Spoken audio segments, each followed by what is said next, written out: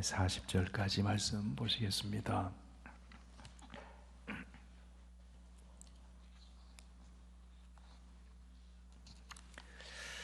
네, 말씀 봉독하기 전에 광고 말씀드립니다. 내일 오전 11시에 어번에 있는 야넨선 퓨너럴 홈에서 고길 수화 집사님 전국 환송 예배가 있습니다. 시간이 허락하시는 분은 함께 참여해 주시고, 또 시간이 안 되시는 분은 기도로 함께 해주시면 감사하겠습니다. 우리 사도행전 8장 1절에서 40절까지 우리 한 절씩 하나님 말씀을 교독합니다. 사울은 그가 죽임당함을 마땅히 여기더라. 그날에 예루살렘에 있는 교회에 큰 박해가 있어 사도 외에는 다 유대와 사마리아 모든 땅으로 흩어지니라. 경건한 사람들이 스데반을 장사하고 위하여 크게 울더라. 사울이 교회를 잔멸할새 각 집에 들어가 남녀를 끌어다가 옥에 넘기니라.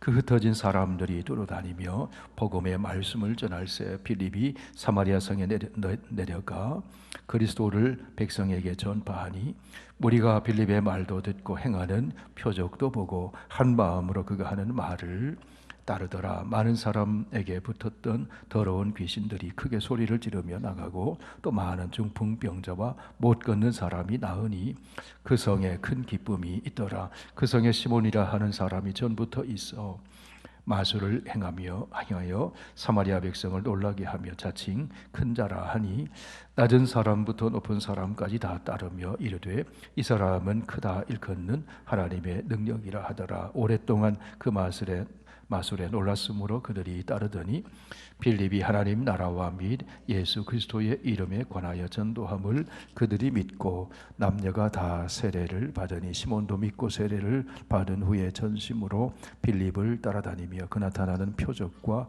그 능력을 보고 놀라니라. 예루살렘에 있는 사도들이 사마리아도 하나님의 말씀을 받았다 함을 듣고 베드로와 요한을 보내매 그들이 내려가서 그들을 위하여 성령 받기를 기도하니 이는 아직 한 사람도 성령 내리신 일이 없고 오직 주 예수의 이름으로 세례만 받을 뿐이더라. 이에 두 사도가 그들에게 안수하며 성령을 받는지라. 시몬이 사도들의 안수로 성령 받는 것을 보고 돈을 들여 이르되 이 권능을 내게도 주어 누구든지 내가 안수하는 사람은 성령을 받게 하여 주소서 하니 베드로가 이르되 내가 하나님의 선물을 돈 주고 살 줄로 생각하였으니 내 은과 내가 함께 망할지어다. 하나님 앞에서 내 마음이 바르지 못하니 이 도에는 내가 관계도 없고 분깃될 것도 없느니라. 그러므로 너의 이 악함을 회개하고 주께 기도하라. 혹 마음에 품은 것을 사하여 주시리라. 내가 보니 너는 악독이 가득하며 불의에 매인 바 되었도다. 시몬이 대답하여 이르되 나를 위하여 주께 기도하여 말한 것이 하나도 내게 임하지 않게 하소서 하니라. 두 사도가 주의 말씀을 증언하여 말한 후 예루살렘으로 돌아갈새 사마리아인의 여러 마을에서 복음을 전하니라. 주의 사자가 빌립에게 말하여 이르되 일어나서 남쪽으로 향하여 예루살렘에서 가사로 내려가는 길까지 가라 하니 그 길은 광야라. 일어나 가서 보니 에디오피아 사람 곧 에디오피아 여왕 간닥의 모든 국고를 맡은 관리인 네시가 예배하러 예루살렘에 왔다가 돌아가는데 수레를 타고 선지자 이사야의 글을 읽더라. 성령이 빌립더러 이르시되 이 수레로 가까이 나아가라 하시거늘 빌립이 달려가서 선지자 이사야의 글 읽는 것을 듣고 말하되 읽는 것을 깨닫느냐. 대답하되 지도해 주는 사람이 없으니 어찌 깨달을 수 있느냐 하고 빌립을 청하여 수레에 올라 같이 앉으라 하니라. 읽는 성경 구절은 이것이니 일러스되 그가 도살자에게로 가는 양과 같이 끌려갔고 털 깎는 자 앞에 있는 어린 양이 조용함과 같이 그의 입을 열지 아니하였도다. 그가 굴욕을 당했을 때 공정한 재판도 받지 못하였으니 누가 그의 세대를 말하리요. 그의 생명이 땅에서 빼앗김이로다 하였거늘 그 네시가 빌립에게 말하되 청컨대 내가 듣노니 선지자가 이 말한 것이 누구를 가리킴이냐 자기를 가리킴이냐 타인을 가리킴이냐. 빌립이 입을 열어 이 글에서 시작하여 예수를 가르쳐 복음을 전하니 길 가다가 물 있는 곳에 이르러 그 내시가 말하되 보라 물이 있으니 내가 세례를 받으며 무슨 거리낌이 있느냐. 이에 명하여 수레를 멈추고 빌립과 내시가 둘 다 물에 내려가 빌립이 세례를 베풀고 둘이 물에서 올라올새 주의 영이 빌립을 이끌어 간지라. 내시는 기쁘게 길을 가므로 그를 다시 보지 못하니라. 함께 읽습니다. 빌립은 아소도에 나타나 여러 성을 지나다니며 복음을 전하고 가이사랴에 이르니라. 아멘. 아버지 하나님, 구원의 감격을 가지고 오늘 창조주 하나님 앞에 찬송과 기도로 영광을 올려드리며 하나님의 말씀을 기다립니다. 하나님의 말씀은 살아있고 운동력이 있어 좌우의 날선 어떤 것보다 예리하여 혼과 관절과 골수를 찔러 쪼개기까지 하며 마음의 생각과 뜻, 생각을 다 드러낸다 하셨습니다. 말씀으로 우리의 삶이 치유되고 회복되고 말씀의 능력에 붙들려서 생명력이 넘치는 성도의 삶을 살아가도록 역사하여 주시옵소서. 예수님 이름으로 기도하옵나이다. 아멘. 네, 초대교회에 큰 박해가 일어났습니다. 오늘 8장은 그 이야기를 전해줍니다. 스데반이 설교를 했습니다. 유대교 전통에 익숙한 사람들이 모세의 율법을 거스르고 성전을 모독한다는 그런 죄목을 뒤집어 씌워서 스데반을 성으로 내던져버리고 돌로 쳤습니다. 여러분 한번 상상해 보세요. 한 사람이 성으로 그냥 사람들에게 몰려서 내동댕이 쳐졌습니다. 그 버려진 그 스데반에게 돌을 던집니다. 피투성이가 된 그 스데반이 하나님 앞에 기도합니다. 주 예수여 내 영혼을 받으시옵소서. 그 얼굴에는 평안이 가득합니다. 부활하신 주님이 하나님 보좌 우편에 서신 것을 보았어요. 그 아마 광채를 받았던 것 같아요. 얼굴이 빛납니다. 하나님께 영혼을 맡겼어요. 사람들은 그 스데반의 죽는 모습에 충격을 받았을 거예요. 어느 철학자가 자기의 지성에 맞는 교회를 찾아서 아주 지식이 많고 지성적인 설교를 하는 교회에 출석을 했답니다. 그런데 많은 지식을 동원해서 그 설교를 했는데 감동이 안 생기는 거예요. 그래서 교회를 떠났는데 어느 날 눈바 뒤에서 어느 할머니가 눈에 푹 빠져가지고 늘 큰 공경을 당하고 있는 할머니를 보았어요. 그런데 그 할머니가 그 표정이 너무 밝은 거예요. 환한 거예요. 이 어려움 속에서, 이 고난 속에서 어떻게 이렇게 얼굴이 환할 수 있습니까?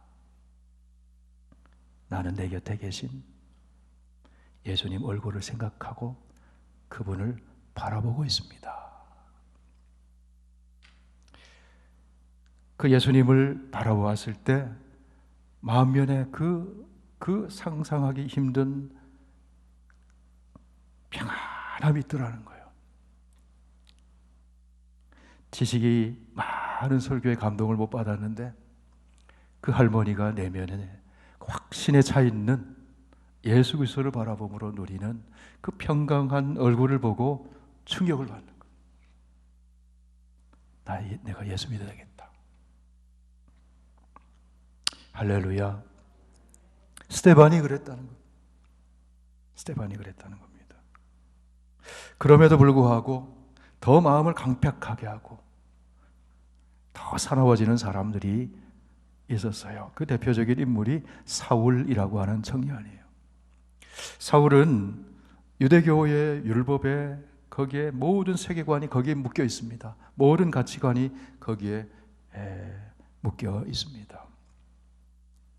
왜 박해가 일어나는가 하면 세계관이 충돌하거든요. 가치관이 충돌하거든요.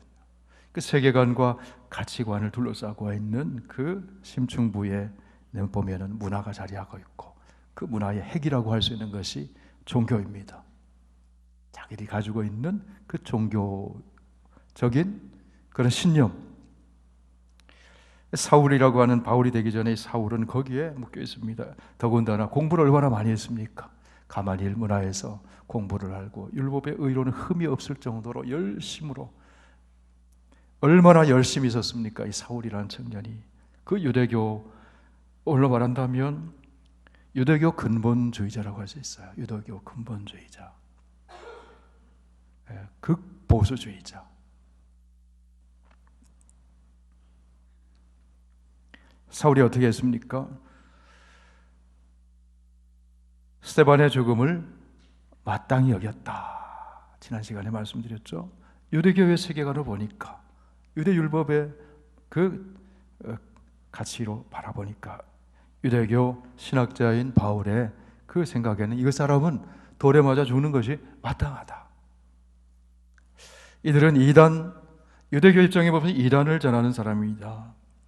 이적과 기사를 보이고 이적과 기사도 나타나고, 하지만 그럼에도 불구하고 믿지 않아요. 신명기 13장 말씀을 한번 보실까요? 신명기 13장 찾아보실까요?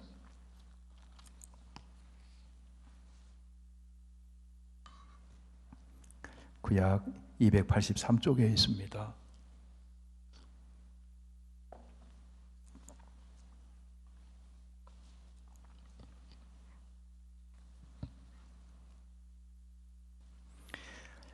네, 1절에서 5절까지 찾으셨으면 다 함께 읽습니다. 너희 중에 선지자나 꿈꾸는 자가 일어나서 이적과 기사를 내게 보이고 그가 내게 말한 이 이적과 기사가 이루어지고 너희가 알지 못하던 다른 신들을 우리가 따라 섬기자고 말할지라도 너는 그 선지자나 꿈꾸는 자의 말을 청종하지 말라. 이는 너희의 하나님 여호와께서 너희가 마음을 다하고 뜻을 다하여 너희의 하나님 여호와를 사랑하는 여부를 알려하사 너희를 시험하심이니라. 너희는 너희 하나님 여호와를 따르며 그를 경외하며 그의 명령을 지키며 그의 목소리를 청종하며 그를 섬기며 그를 의지하며 그런 선지자나 꿈꾸는 자는 죽이라.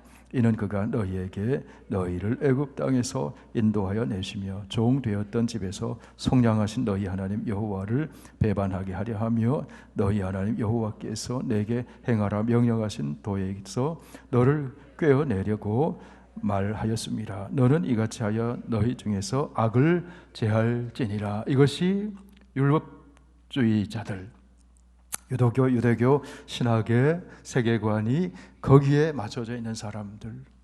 사울은 이 잣대로 보면은 예수는 유대교의 한 분파의 이단의 수괴쯤으로 생각하는 거죠. 예수를 따르는 제자들이 그런 사람이라는 거죠. 그래서 스데반이 죽는 것이, 돌로 죽이는 것이 마땅하다. 이 이단을 끊어내는 것은 유대교의 세계관과 가치관과 그들의 종교의 신념으로 보면 마땅하다고 여겼다는 거예요. 그리고 예수 그리스도를 따르고 복음을 전하는 그 제자들, 성도들이 다 이제 잡아들입니다. 얼마나 열심히 특심했습니까? 자, 8장 사도행전 돌아와서 8장 1절에서 3절까지 다시 한번 읽습니다. 사울은 그가 죽임당함을 마땅히 여기더라. 그날에 예루살렘에 있는 교회에 큰 박해가 있어 사도 외에는 다 유대와 사마리아 모든 땅으로 흩어지니라. 경건한 사람들이 스데반을 장사하고 위하여 크게 울더라. 사울이 교회를 잔멸할세 각 집에 들어가 남녀를 끌어다가 옥에 넘기니라. 교회는 성도가 교회잖아요. 교회를 잔멸했다. 이 잔멸했다는 말은요, 사자나 표범 같은 사나운 짐승이 고기를 딱 물면요 찢는 걸 말하는 거예요. 잔인하게 물고 찢는 걸 말하는 거예요. 완전히 씨를 말려고 그렇게 박해를 했다는 거예요. 살기가 등등했습니다. 사울이 열심히 얼마나 특심했습니까? 각 집으로 들어가 남녀를 집으로 가서 막 찾아내서 옥에 가두었다. 어쩔 수 없이 그 위기 상황 속에서 사람들이 흩어집니다. 자, 흩어져서 어떻게 했습니까? 우리 4절, 5절 같이 있습니다. 그 흩어진 사람들이 두루 다니며 복음의 말씀을 전할세 빌립이 사마리아 성에 내려가 그리스도를 백성에게 전파하니. 6절, 무리가 빌립의 말도 듣고 행하는 표적도 보고 한 마음으로 그가 하는 말을 따르더라. 성령의 역사가 나타나는 거죠. 복음을 전하면 성령의 역사가 나타나요. 성령의 충만함을 받으면 복음을 전하고, 복음을 전하면 또 성령의 역사가 나타나요. 마음을 열게 하시고 회개 역사가 일어나게 하시고 귀신이 쫓겨나기도 하고 병자가 치유되기도 하고 복음의 능력이 있는 거죠. 하나님 말씀에 능력이 있는 겁니다. 박해가 왔지만 흩어져서 복음을 전해요.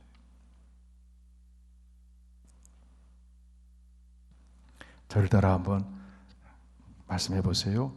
복음 중심으로 생각하면 모든 사건은 의미가 있다. 의미가 있다.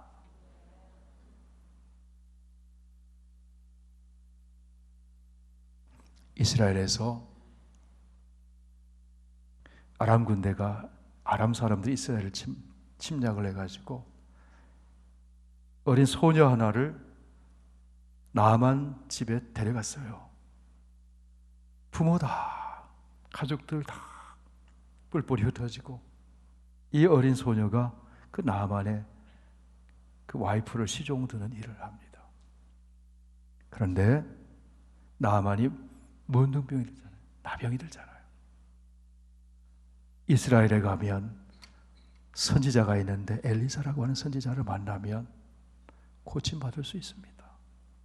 엘리사와 함께 하신 하나님이 역사하신다는 거죠.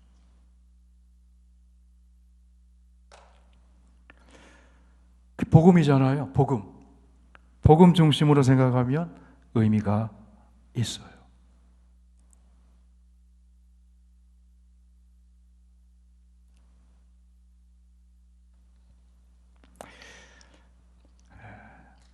직장 생활을 하면서 매주 목요일 목요 선교회라고 모여서 점심때마다 예배를 드리고 또 저녁에 주일에 주중에 모여가지고 바이블 스터디하고 복음 나누고 말씀 나누고 모여서 그런 때가 있었습니다. 1년에 2번 인사이동이 있거든요. 인사철이 되면 직원들이 다 긴장하죠. 동기들보다 너무 뒤처져도 그렇고 뭐 앞서는 사람도 있지만 평균 정도로 되면 좋잖아요. 그런데 인사철만 되면은 제가 이렇게 조직 속에서 직장 생활을 해보니까 한 해 늦어지면 또 늦어지면 긴장이 되는 거예요. 그분만 그런 게 아니라 가족들도 긴장되는, 가족들도 스트레스 받는 거예요. 이번에도 내 남편이 누락되면 어떡하지? 보통 스트레스가 아닙니다. 뭐 크리스찬이라고 승진이 팍팍 되고 그거 아니잖아요. 오히려 미움을 받을 수도 있잖아요. 성실하게 일했음에도 불구하고. 근데 믿음의 형제들이 교제하면서 인사발령이 어디에 나든지 그곳에 잃어버린 영혼들이 있다. 하나님이 준비해 놓으신 영혼이 있다. 복음 중심으로 생각하니까 다 의미가 있는 거예요. 좀 승진이 늦어져도 괜찮아. 나를 통해서 구원받을 사람이 있다는 거예요. 내게 있는 복음 전할 수 있는 복음의 능력이 나 안에 있다는 거예요.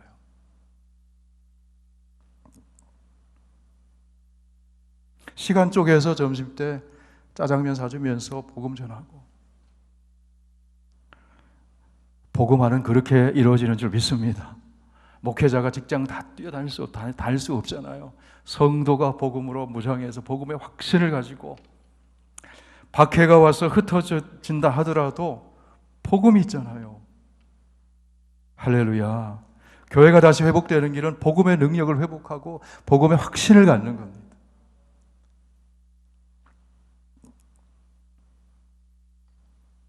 한국교회의 2024년도 트렌드라고 하는 책을 이렇게 지난번에 우리 교회 방문하셨던 우리 전도사님 계시죠?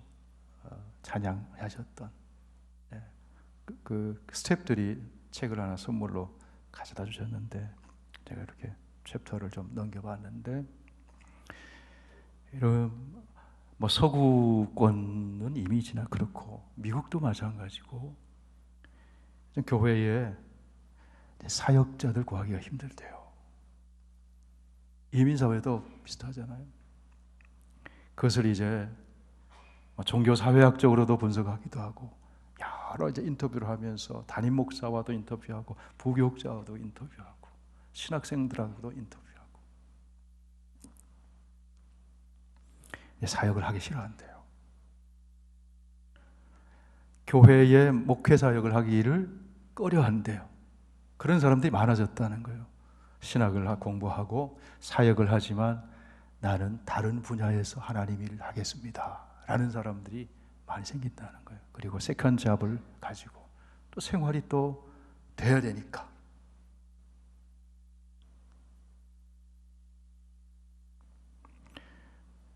그러면서 지금은 목회자가 많대요. 이미 신학교 입학한 사람들이 많기 때문에 그분들이 안수를 받고 목회자가 되고 지금 신학교 들어온 사람들은 점점 적다는 거예요.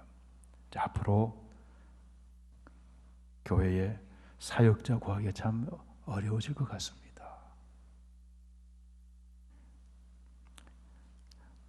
부족해 보여도 그래도 하나님께 헌신해서 신학을 하고 목회의 길 들어서는 분들 여러분 귀하게 여기시고 기도해 주시길 바랍니다. 목회자가 없어 봐요.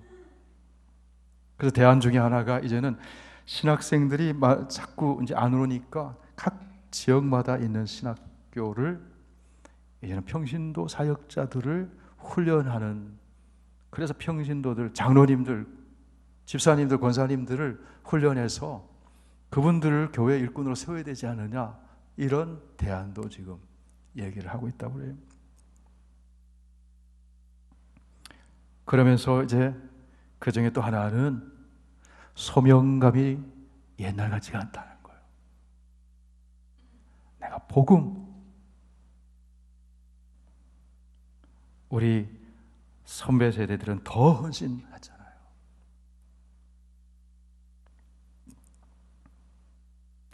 지금 초대교회 모습을 보면은 박해가 왔어요.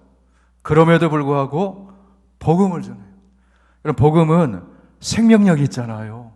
내 안에 생명이 꿈틀거리는 거예요. 막 살아서 꿈틀거리는 거예요. 영혼을 살리는 복음이잖아요. 흩어져서 복음을 전하는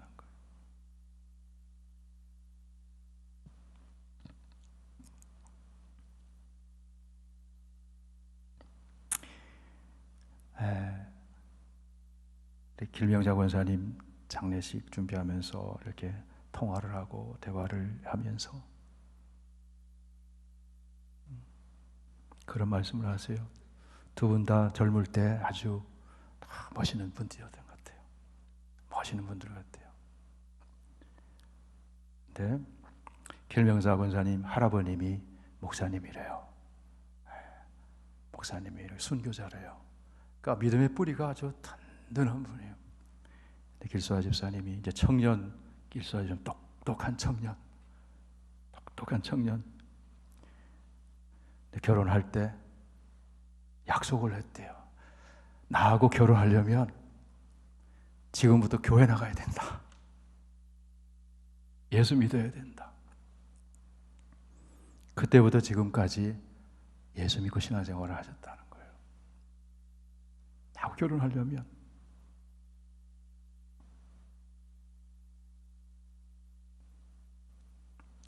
그 복음이잖아요. 복음의 확신. 그 한 인생이 바뀌고 두 분이 동창들 복음 전하기 위해서 명단 적어놓고 기도하고, 하나님 제가 이제 무슨 일을 해야 할까요? 그 기도하고 계신다는 거예요 지금. 그게 복음의 능력, 구원의 은혜를 경험한 그 확신을 가진 성도의 고백이지 않겠습니까? 필립이 복음을 전했어요. 오늘 본문의 내용이 많습니다. 그 중에 몇 가지를 좀 나눠보기를 원합니다. 이런 모이기만 하면 문제가 생길 수 있어요. 우리끼리만 모이면 문제 생길 수 있어요. 고인물은 썩게 되잖아요. 흘려보내야 됩니다. 여러분, 새신자가 없는 교회를 상상해 보세요. 새신자가 와야 돼요. 전도해야 되잖아요. 복음을 전해야 되잖아요.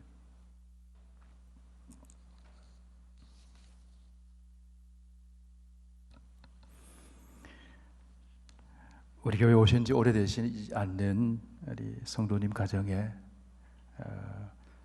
신방을 하게 됐습니다. 조금 몸이 편찮으셔서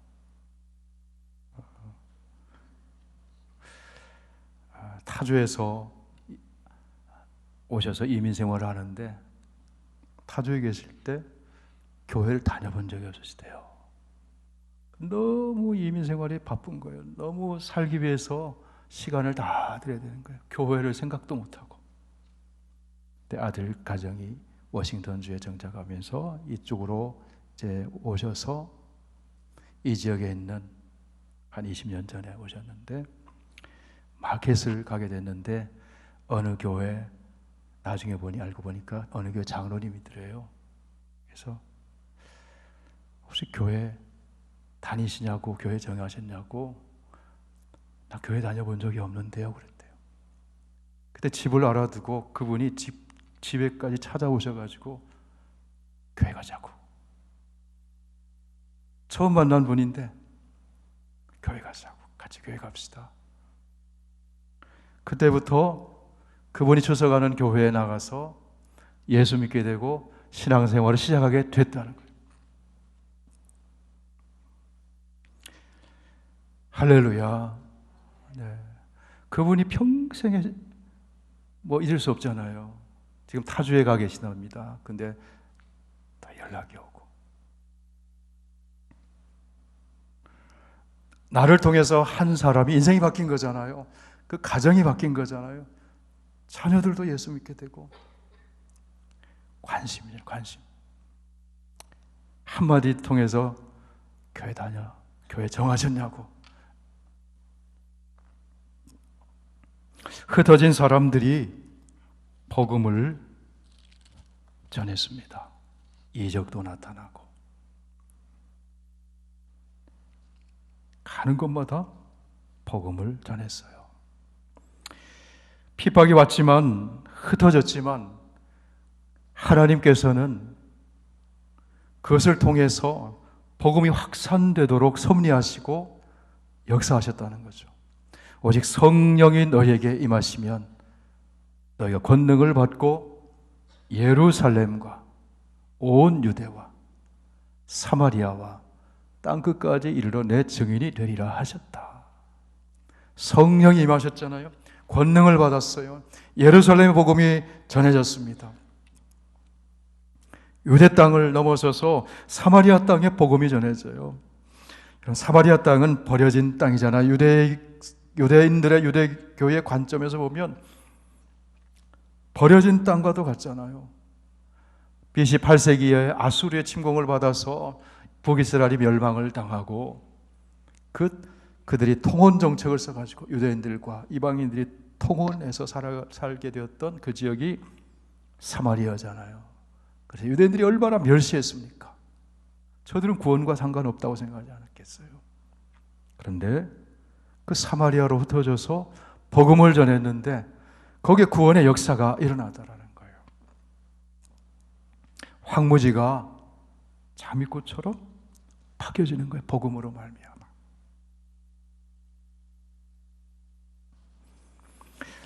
여러분, 위기는 숨겨진 기회인 줄 믿습니다.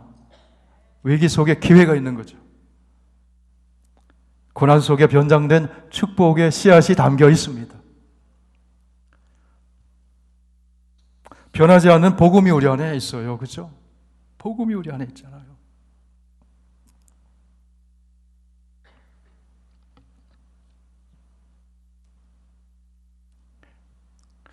신학교 은사님이 82세로 세상을 떠나셨는데, 그분이 한 20년 전에 새롭게 하셔서 CBS에서 이렇게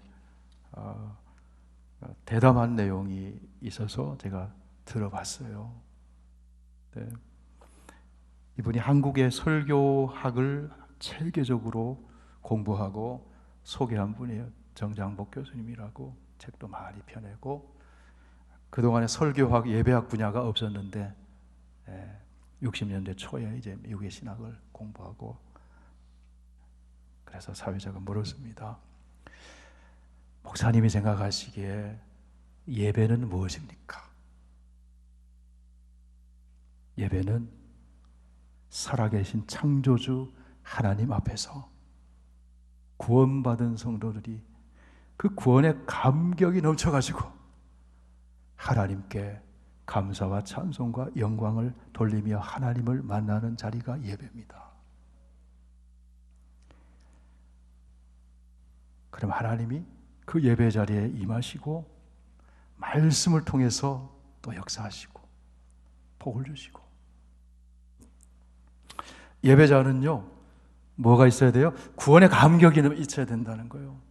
모일 때마다 내가 구원받았구나, 복음으로 구원받았구나, 예수 그리스도를 믿음으로 구원을 받았구나, 그 감격이 살아있어야 된다는 거예요. 그럴 때 예배가 살아있는 예배가 된다는 거예요. 할렐루야. 그런 예배자가 되기를 축원합니다. 복음을 듣고 거듭나고 예수 믿게 되면 변화되는 게 뭡니까? 살아계신 창조주 하나님 앞에 예배자가 되잖아요. 그런 구원의 감격이 있는 것이 예배다. 예배다. 자, 빌립이 흩어져서, 성도들이 흩어져서 복음을 전하니까 귀신도 떠나고 병자도 치유되고 이적이 나타나고 묶인 것이 풀어지고 그 성에 큰 기쁨이 있더라. 복음이 가는 곳에 기쁨이 임하게 되는 거죠. 큰 기쁨이 있더라. 우리는 알든 모르든 하나님의 섭리 아래에 있는 줄로 믿습니다. 우리가 미국에 온 거, 여기 온 거, 페드로에 사는 거 하나님의 섭리 안에 있습니다. 섭리 안에 있는 거예요. 처음 미국에 와서 예수 믿은 분들도 계실 테고, 또 내가 복음을 위해서 내가 해야 될 감당할 사명이 있는 자리, 우리 선교교회 안에서도 그 사명이 있는 자리를 잘 발견해서 하나님 앞에 쓰임받게 되기를 축원합니다. 얼마나 귀한 겁니까? 중국 사람은 가는 것마다 식당 먼저 차린대요. 일본 사람 비즈니스하고, 한국 사람 가는 것마다 교회 세운대요. 맞습니까? 교회 세우고 그냥 세우는 게 아니라, 목사님 우리는 새벽기도 언제 해요? 그런다면서요. 네? 우리 선교교회도 새벽기도가 없었다면서요, 처음에. 그랬더니 우리 새벽기도 합시다 그랬다면서요. 얼마나 열심히 있습니까? 폴 악트마이어라고 하는 신약 학자가 있는데요. 이분이 인터프리테이션이라고 하는 그 성서 주석을 편집하는데 신약의 그 편집 책임자예요. 제가 그 전에 성경 공부를 이렇게 준비하다가 그분의 주석책을 하나 참고를 하게 됐는데, 쭉 뒤에 보니까 나중에 그 책을 펴내고 그 한국분을 통해서 이 번역을 했잖아요. 한국분을 통해서. 그런데 그런 내용이 있더라고요. 이분이 세계적인 신약학자 중에 한 명인데, 유럽에서 신약 학회가 열리게 됐다는 거예요. 그런데 이분을 그 메인 스피커로 주 강사로 초청을 한 거예요. 그런데 그 날짜를 보니까 미국에 있는 텍사스에 있는 한인 교회에 그 EM권의 교회학교 한 10명 정도 모이는 학생들을 대상으로 하는 특강이 초청이 이미 돼 있었던 거예요. 그래서 그 신학회 학회에 얘기를 했습니다. 나는 한인교회에 이미 약속이 돼 있으니 이번에 주강사로 제가 못 가겠습니다. 그래서 한인교회에 와서 3일을 강의를 한 거예요. 그러면서 그 책의 뒤에 그것을 얼마나 인상이 깊었으면 써놓은 거예요. 미국의 한국인들을 하나님께서 보내주신 것은 미국 교회를 살리기 위한 하나님의 섭리인 줄 믿는다고. 그 헌신과 그 열정을 보면서 도전을 받았다는 거예요. 아, 한국 사람들이 미국에 이민 와가지고 교회 세우고 이렇게 열심히 그런 강좌도 열고 그런 것들 보면서 그런 감동을 받았다는 거예요. 그런데 이 내 책이 한국어로 번역된다고 하니까 너무 감사하다. 아니, 그런 걸 써 있는 것을 봤어요.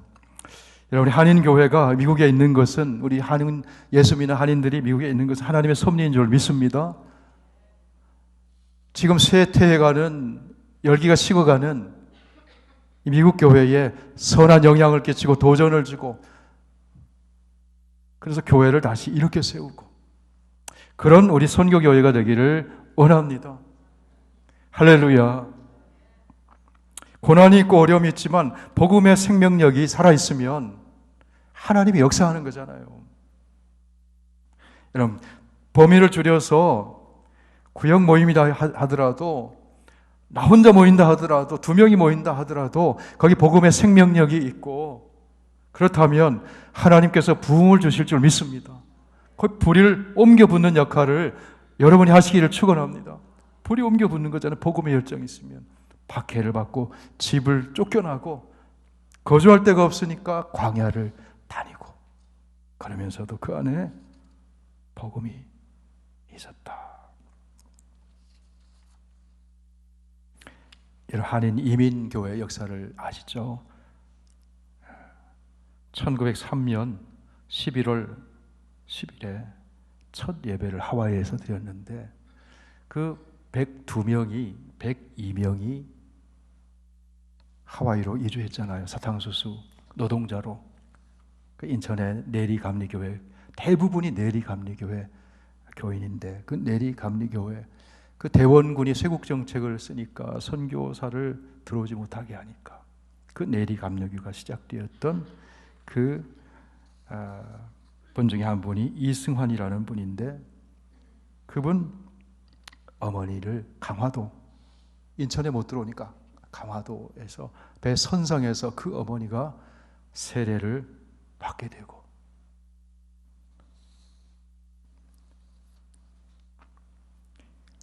그 다음에 김상임이라고 하는 전도사가 그렇게 박해했던 사람이, 그 사람이 또 예수를 믿게 되고 강화도 최초의 교산교회라고 하는 교회를 세우게 되고, 인천으로 들어와서 내리감리교가 세워지고, 당시에 장로교 소속 의료선교사였던 알렌 공사가 그 재중원을 만들었잖아요. 그 재중원에 모여서 교회는 아니지만 예배를 시작했거든요. 그 예배를 시작했던, 거기가 중심이 돼서 세워진 교회가 남대문 교회예요. 한국의 남대문 교회. 남대문 교회. 근데 그 알렌이 갑신정변 때 거의 죽게 된 민영익을, 그 왕실 민식하잖아요. 민영익을 치료하면서 조정의 신임을 얻게 되고, 그런데 이 알렌이 자기 고향 오하이주에 이제 휴가를 갔는데, 그때에 알렌이 대한제국에 사탕수수밭에 노동자가 필요하다는 것을 알고 이민자를 보내줄 것을 요청을 해요. 그리고 최초의 여권, 이 공사 여권 업무를 누가 하냐면은 그 민영환이라는 사람이 해요. 그래서 인천 내리감리교회 옆에 동서개발회사라고 하는 회사를 세우고 그 여권을 발급하고 102명이 하와이로 이주해서 처음 예배를 드리기 시작한 거예요. 크리스천들이. 이렇게 얘기하는 분들이 있어요. 120년 전 1903년 1월 13일에 하와이에 왔는데 저 유럽에서 메이플라워를 타고 1620년에 플리머스에 도착한, 동부의 플리머스에 도착한 청교들이 도착했는데 그 숫자도 102명이었대요. 굳이 일치시킨다면 그들도 예배를 드리면서 시작했다는 거죠. 그래서 한인교회가 시작이 되고 지금 한인들이 많이 와 있잖아요. 여러분, 우리가 미국에 있고 예배 드리고 이렇게 살아가는 거 그냥 아메리칸 드림만 생각한다면 하나님 보시기에 뭐 큰 의미가 있겠습니까? 요셉처럼 하나님이 만인을 구원하시기 위해서 당신들보다 나를 먼저 하나님이 보내셨습니다. 요셉이 그런 고백을 하잖아요. 형제들 다시 만났을 때. 저와 여러분을 통해서 이 미국 땅에 구원받는 자가 더해지기를 축복합니다. 우리 선교교회가 그런 사명이 있는 교회잖아요. 이 지역에 있는 모든 교회가 그렇잖아요. 그죠? 할렐루야. 빌립이 사마리아로 내려가는데 거기서 누구를 만납니까? 자, 본문을 쭉 넘어가서 8장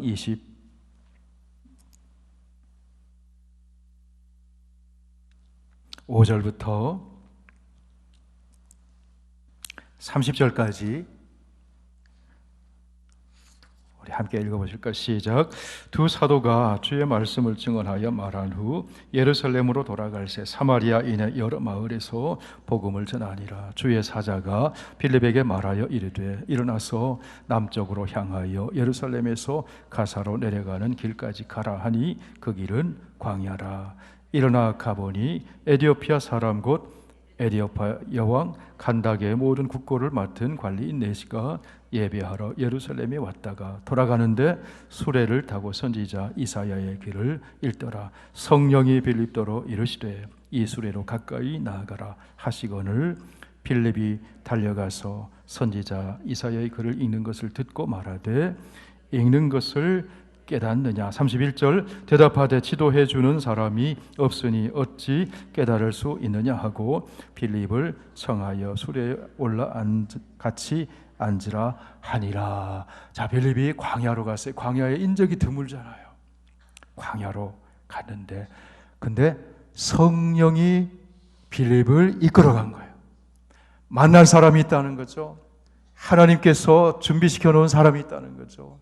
이디오피아에서 예루살렘에 와서 절기를 지키려고 예배를 드리고 왔던 갓피어러, 이방인 중에서 유대교 입교하고 하나님을 경외하는 사람, 그 에디오파 네시가 있었는데 마침 구약 말씀 이사야서 53장을 읽고 있었어요.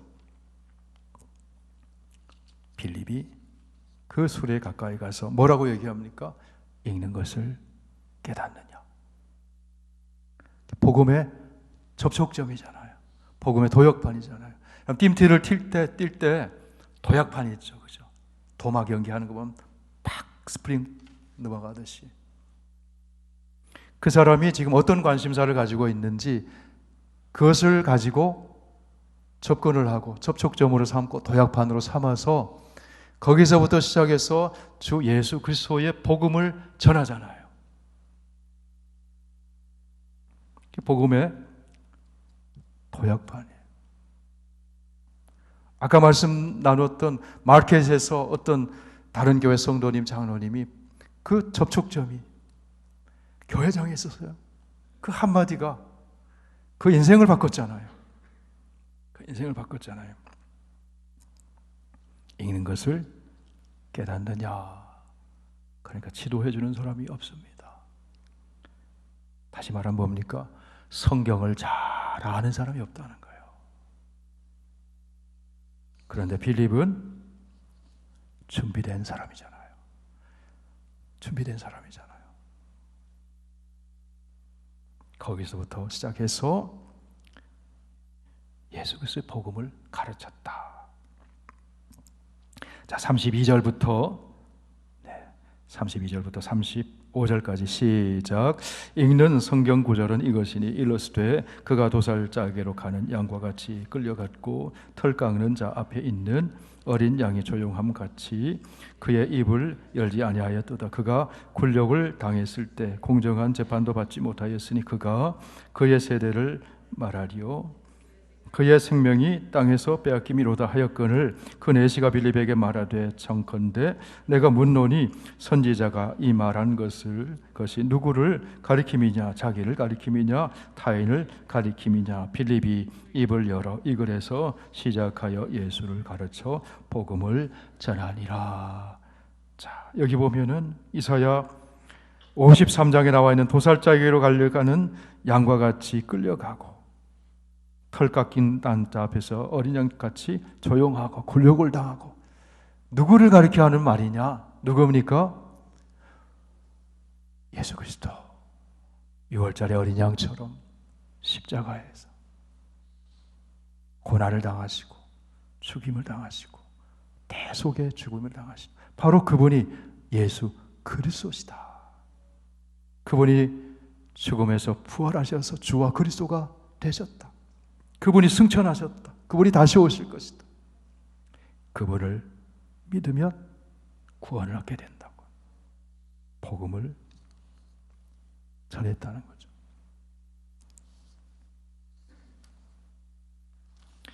예전에 한번 제가 나눈 적이 있습니다만 그때를 떠올리면 마음에 저도 감동이 살아나요. 직장 생활을 할 때 그 빌딩 안에 군의 서점이 있었어요. 그러면 거기에 이제 성경도 팔고 저도 열심히 기도하면서 전도를 열심히 했습니다. 직원들 대상으로. 누구에게 성경을 하나 선물을 하고 싶어서 그 서점에 점심시간에 갔어요. 근데 서점 직원에게 일부러 물었습니다. 요즘 어떤 성경이 잘 나갑니까? 어떤 성경이 좋습니까? 그러니까 책을 팔아야 되니까 이분은 성경을 설명해 줘야 되잖아요. 그런데 이분이 예수 안 믿는 사람이에요. 교회 안 다니는 사람이에요.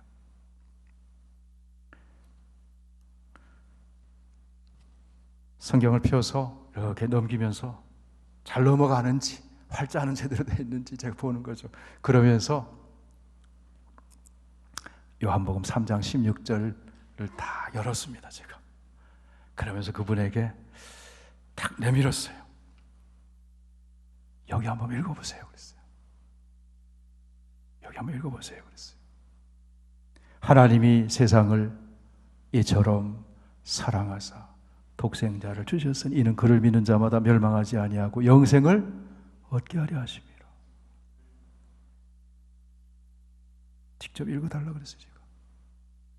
읽는데 이분의 눈빛이 흔들리더라고요. 이 말씀에 반응하는 것 같더라고요.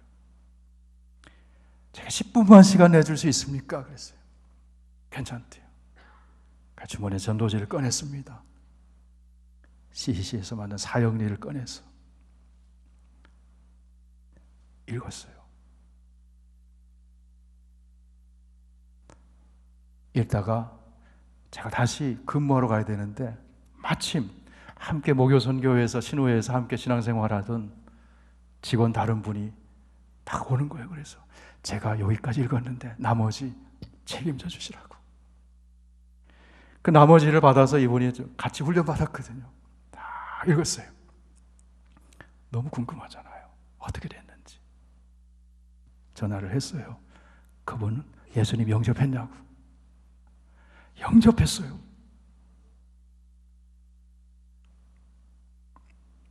할렐루야. 근데 그 남자친구가 남자 직원이 한 명 있어요. 근데 이분이 예수님 영접하는데 완전히 푹 익은 남만 갖다 대면 추수할 곡식이더라고요. 예수 믿자마자 남자친구한테 전하는 거예요. 너도 예수 믿어라. 그 남자친구를 제가 또 만나서 성경 공부를 가르쳤어요.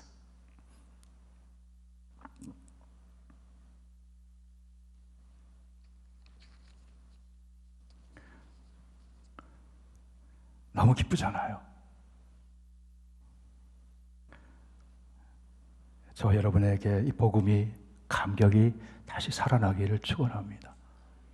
충만해지기 축원합니다. 그래서 우리 교회는 잘 나오는 성도들 잘 나와서 예배 잘 드리고 또 함께 봉사하고 교회를 세워나가야 되지만은 새로운 신자들이 계속 예수 믿지 않는 사람들, 믿다가 낙심된 분을 다시 돌아와서 예수 믿고 함께 하나님 나라를 꿈꾸고 함께 또 복음을 전하는 성령의 사람으로 또 새로워지는 그런 선한 역사가, 부흥의 불씨가 붙어서 타오르는 그런 우리 선교교회가 되기를 주의 이름으로 축원합니다. 우리 찬송하겠습니다.